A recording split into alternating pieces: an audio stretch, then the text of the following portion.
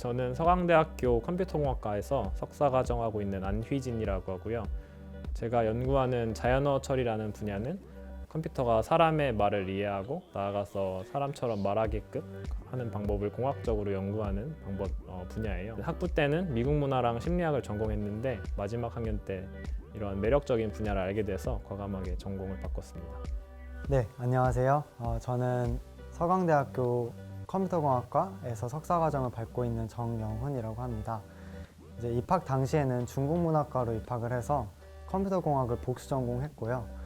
이제 졸업을 하고 자연어 처리 분야 관련한 공부를 하고 있습니다. 미국 문학과의 특징 중에 하나가 모든 수업이 다 이제 영어로 하고 읽는 자료 그리고 쓰는 것까지 다 영어로 해야 된다는 거였어요. 그러다 보니까 언어 장벽이라는 문제가 저한테는 정말 피부로 와닿은 문제였거든요. 근데 그러다가 파파고 같은 이제 기계 번역 기술을 알게 되니까 이게 정말 내가 관심 있는 문제에 대해서 실현 가능한 해결책을 제시하는구나 라고 그런 점에 매료가 되어서 그래서 우리 학교에서 자연어 처리 연구하시는 서정현 교수님께 면담을 요청드린 것이 시작이었습니다. 이제 대학 생활을 하다가 처음으로 소프트웨어를 배워보고 싶다는 생각을 했을 때 저희 학교에 융합 소프트웨어 학과라는 전공이 신설되었었어요. 그래서 이제 그 전공은 저처럼 타 학과에서 소프트웨어를 배우고 싶은 사람들을 위해서 생겨난 전공이었는데 그 학과의 IT 개론과 기초 C 언어 수업을 이제 듣고 되게 재밌고 저랑 잘 맞는다라고 느꼈고 그래서 바로 그 다음 학기에 컴퓨터 공학을 복수 전공하게 되었습니다.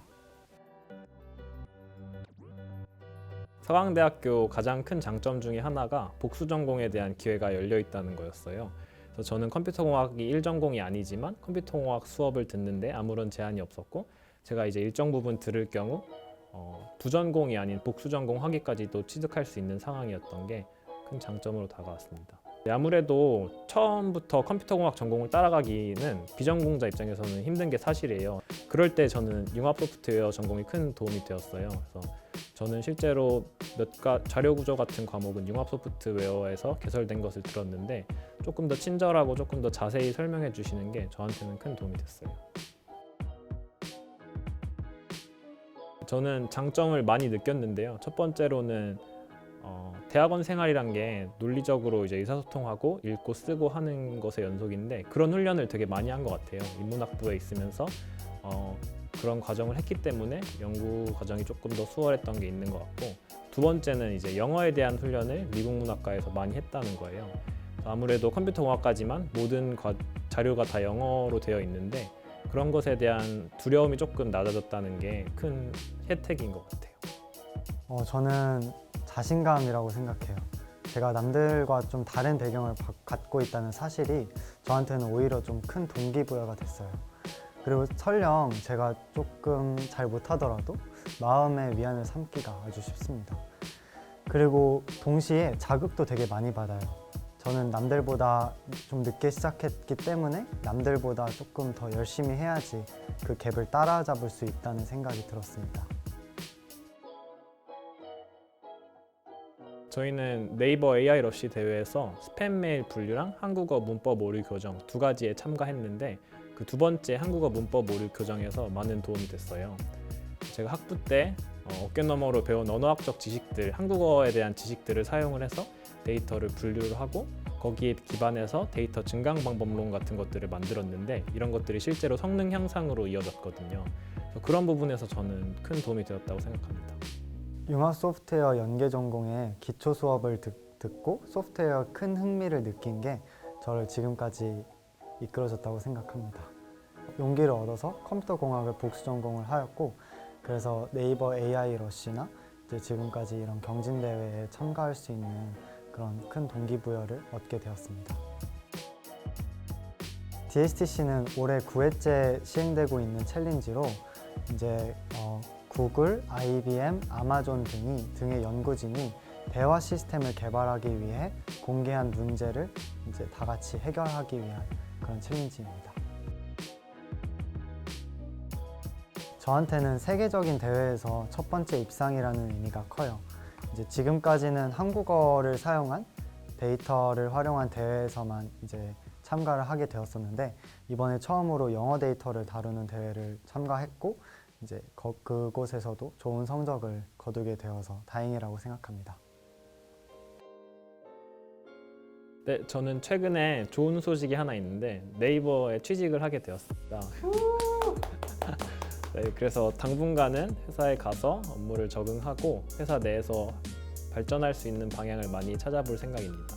근데 자연어 처리라는 분야는 항상 빠르게 변하고 있기 때문에 회사 안팎에서 성장할 가능성을 항상 염두에 두고 열심히 살 생각입니다. 제가 요즘 관심을 갖고 연구하고 있는 주제는 인공지능 윤리학이에요. 그래서 기술이 이제 계속 발전하는 것도 중요하지만 그 기술로 인해서 누군가가 피해를 보면 안 된다고 생각합니다. 근데 이제 사회에 존재하는 그런 차별이나 편견 같은 게 데이터에도 그대로 녹아 있고 그 데이터를 가지고 인공지능이 학습을 하게 되면 이런 문제가 발생을 하게 되는데 저는 이러한 편향들을 제거하고 모두에게 페어한 그런 인공지능을 만드는 연구를 하고 싶습니다. 소프트웨어 중심 대학의 프로그램들을 잘 이용을 하시면은 높아만 보이는 그런 컴퓨터공학과의 문턱을 조금 낮추는데 도움이 될 것 같아요.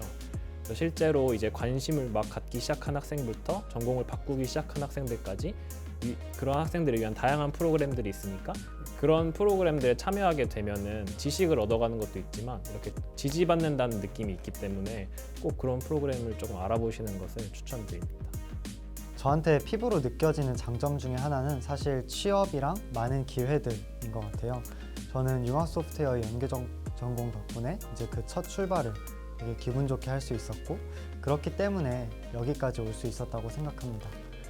저처럼 이렇게 고민을 하고 계신 분들이 소프트웨어 중심 대학에서 추진하고 있는 여러 기초 프로그램들을 잘 찾아보시고 수강하셔서 저처럼 기분 좋은 첫 출발을 하시기를 바라겠습니다. 마지막으로 저처럼 이제 타 전공에서 컴퓨터 공학을 복수 전공하고 계시거나 아니면 이제 고민 중이신 분들께 어떻게든 좀 도움이 되어드리고 싶어요. 제가 복수 전공을 시작할 당시만 해도 이제 이런 거를 여쭤볼 사람들이 주변에 없어서 되게 답답했던 기억이 있고 저와 같은 시행착오를 다른 분들은 겪지 않으셨으면 좋겠어서 이제 이런 루트나 그런 거에 대해서 궁금하신 게 있다면 제 메일로 언제든 연락 주세요.